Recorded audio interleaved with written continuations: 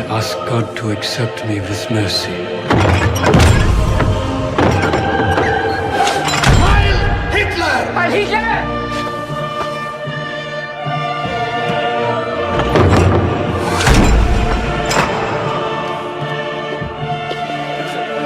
Seven.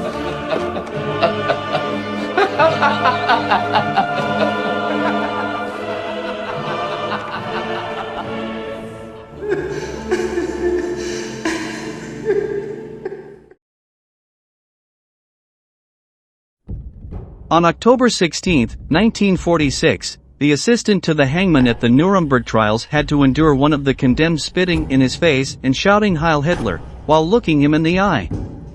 The man in question was Julius Streicher, the editor of the newspaper Der Stürmer and one of the key figures responsible for the rise of anti-Semitism in the Third Reich. At the precise moment of the spitting incident, Streicher was about to be executed. When the order for hanging was given and the mechanism was activated, something seemed to go awry. The assistant peered from behind a dark curtain under the execution platform and found a grotesque scene. Blood and mucus bubbled from the Nazi's mouth, and he didn't seem to die completely. His superior in charge of the procedure approached and demonstrated how to finish the job. He pulled hard on the rope, breaking the Nazi criminal's neck while giving a sadistic smile to his frightened assistant. This man was the Chief Warrant Officer of the United States Armed Forces, John C. Woods. In today's video, we will be talking about Chief Warrant Officer Woods, a sadistic and psychopathic executioner who claimed to be born for his job and even considered himself the best in what he called the hanging business. Stay tuned and prepare for another astonishing installment of military history. Let's begin.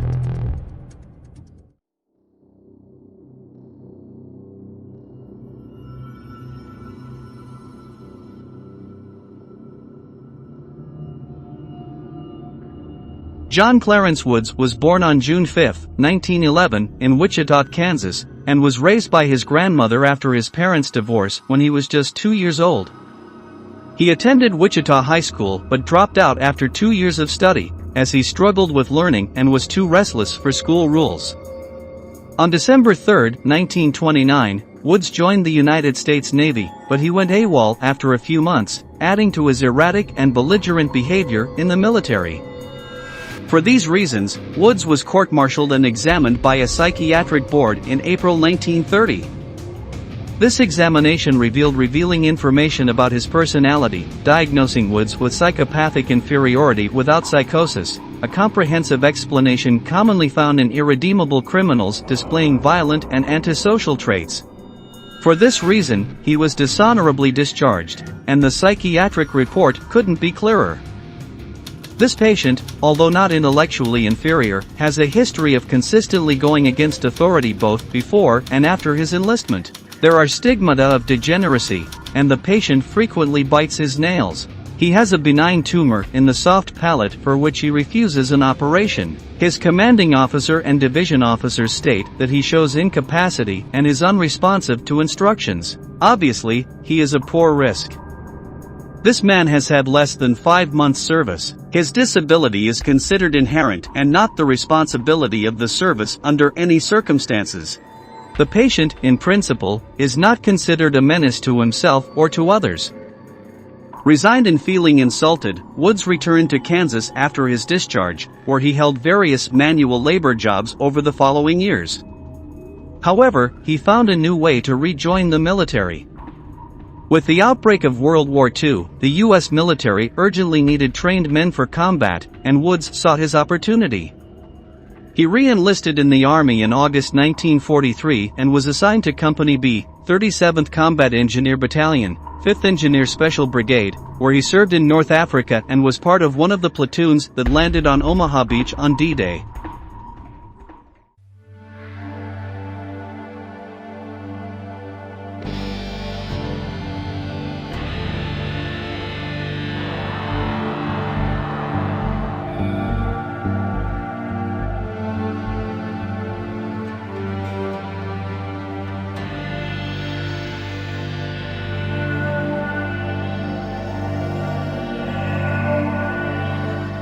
Despite his openly violent and psychopathic tendencies, there were traces of something resembling cowardice or self-preservation in Wood's personality. His involvement in the Normandy landing made him realize that war was not a game, and he wanted to find a more elegant way out without leaving the military entirely.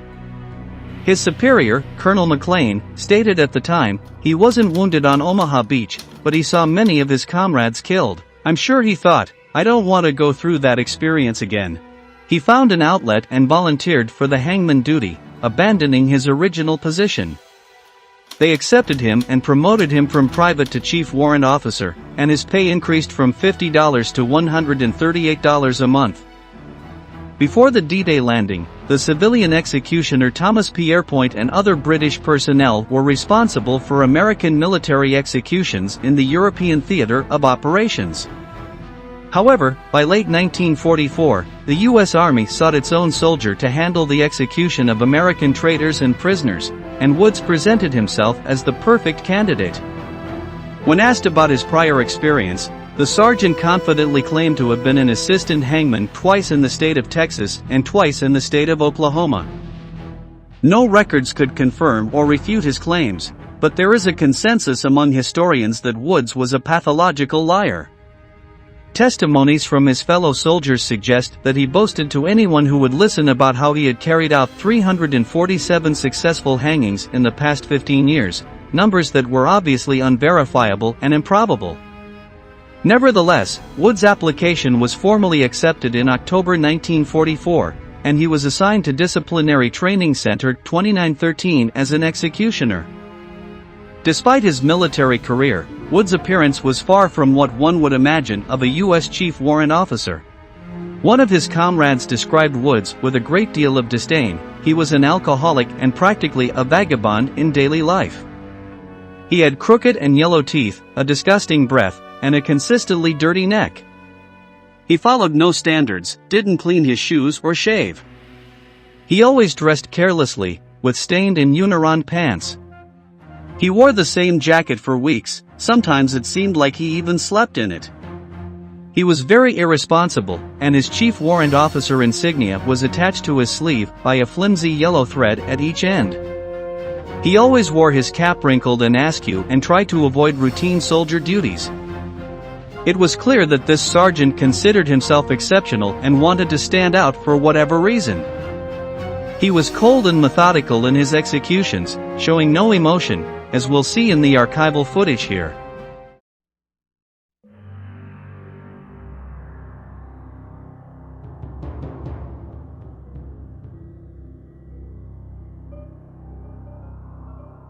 Woods was the lead executioner in the hanging of at least 34 American deserters or traitors in France during the remainder of 1944 and 1945, and he also assisted in the hanging of at least 3 other soldiers. Army reports suggest that at least 11 of these executions failed and had to be repeated, indicating that Woods was far from the ideal man for the job. His first execution in Germany took place on June 29, 1945, when he hanged 3 Germans for the murder of U.S. Lieutenant Lester E. Roos. Then, on November 10, 1945, he hanged 5 Germans involved in the massacre of American airmen in Russelsheim on August 26, 1944. After the war, Woods continued to serve as the U.S. Army's executioner in Germany during the winter and spring of 1946. His most notable executions during this period were those of 14 men convicted of committing atrocities in the Dachau concentration camp. After completing his task, he returned to Landsberg, Germany, to hang German police officer Justus Gersenberg for the murder of American Airman Sergeant Willard M. Holden. It was during this execution that he caught the attention of Lieutenant Stanley Tillis, who had been tasked with organizing the Nuremberg hangings. Many historians agree that there was something charismatic and charming in Wood's personality due to his psychopathic qualities, which allowed him to gain access to people, tasks, and places that were beyond his actual capabilities. Hermann Wilhelm Göring to death by hanging. Joachim von Ribbentrop, death by hanging.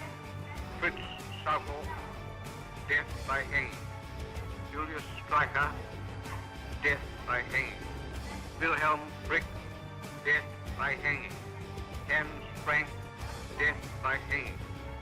Alfred Rosenberg, death by hanging. Wilhelm Keitel, death by hanging.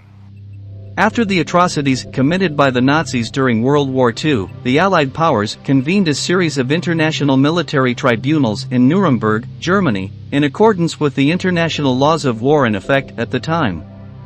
The Nuremberg Trials were notable for the prosecution of 24 prominent members of the political, economic, military, and judicial leadership of Nazi Germany. The first tribunal met between November 20, 1945 and October 1, 1946, and resulted in the conviction of 12 men for war crimes, including Martin Bormann, head of the Nazi Party Chancellery, who was tried in absentia. The sentence was death by hanging, and it would be John C. Wood's job to carry it out. Although the Nuremberg Tribunal had sentenced 12 men to the gallows, one of them, Hermann Göring, had secretly committed suicide by ingesting cyanide the night before the execution. As Bormann was still on the run at the time of sentencing, this left 10 men to be hanged by Woods. Present in Nuremberg was Sergeant Hermann Obermeier, who would become a celebrated journalist years later and was already chronicling events as a hobby. In his writings from that time, it can be read that Woods took pride in his work, as a craftsman would. However, the task assigned to him had little to do with elevating the sergeant's image because he had to act as a babysitter to ensure that he didn't appear drunk at the executions.